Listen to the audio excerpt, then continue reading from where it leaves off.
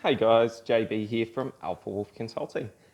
Just wanted to talk to you today just about some of my revelations on accountability and discipline, and just how it's difficult, I guess, for me personally with ADHD to do tasks and follow through with them in the context of the things that I'm very interested in are easy for me to naturally self-discipline into, but the things that I'm not interested in are quite difficult for me to transition into, and they take a lot of intense focus and will, in terms of nothing ever happens in my life by accident.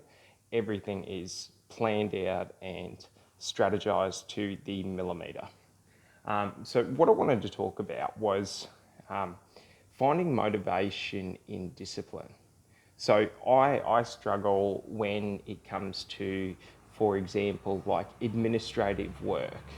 When you're doing administrative work and you're sitting there dotting all the T's, crossing all the I's, I struggle to self-motivate to do that.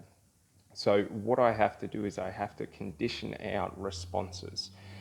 But the problem is it's quite difficult to follow or condition yourself when you're not motivated or not interested. So what I wanted to talk about was the accountability board. Many of you have probably heard of accountability boards before, and you've probably looked into them and done them, and maybe you got good results, maybe you didn't. I've found that it's sort of like a dance with motivation and discipline of sometimes we're good, sometimes we're bad. And it's all about that conditioned, I guess, response of where we condition the environment so that we're always disciplined and so that it's easier to be disciplined.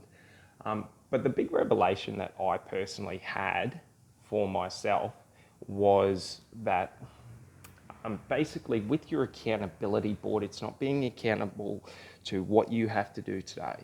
It's accountable to what are your weaknesses. So the crazy thing that I found was when I personally put those, and this is my accountability board just over here.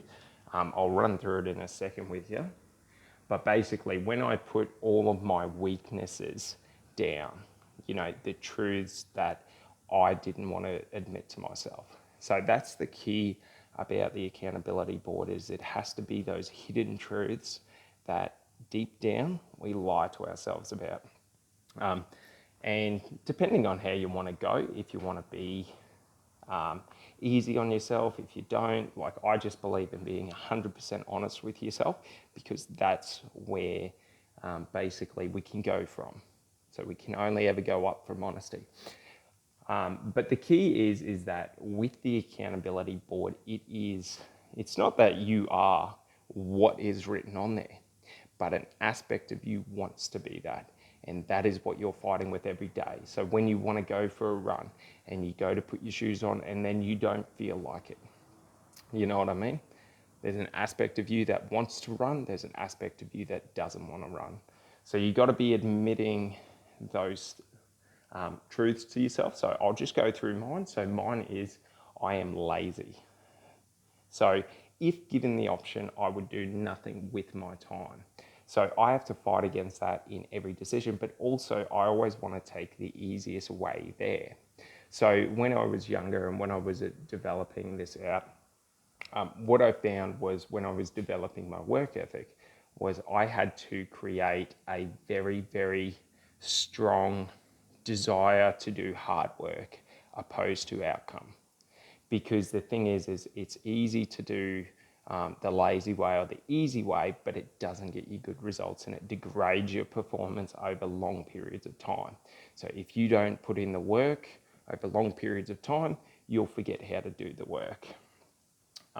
So that was a very, I guess, big revelation in my life. Was I created a narrative of I only take the hard path, because you do what's hard until what's hard becomes easy and then life becomes effortless. So that was a big one. So with your accountability board, if you ever want to get into it, these have got to be statements about yourself that physically make you angry, that physically get an emotional response. Because if it's not emotionally pulling you, it means you're still lying to yourself and you're not actually telling yourself the truth, and this isn't your truth. So for example, the other aspect to this accountability board is while you write, I am lazy, there is also a second part of that sentence that you reinforce in your head every time you read that.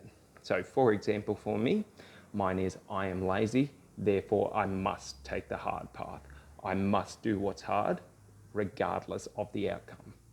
So that forces me, for example, when I'm coming into a new industry or a new, I guess, market, like if I'm doing social media marketing, I'm not just looking to be okay at it, I'm looking to understand every aspect of it. Because once I understand every aspect of it, it becomes easy. And that is a cool thing that I would love to share with people.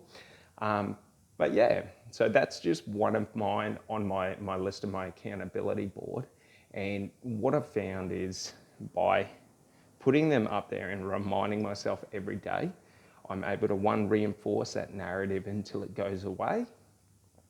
But two, it's also a driving motivator because, you know, when I call myself lazy, that makes me angry. That makes me want to work. That makes me want to prove, no, I am not lazy. Do not say that about me. So that is one of the things that, yeah, I found that is a really, really good driver for me to help me get results and help me stay motivated regardless of what it is. So yeah, thanks for that. Bye.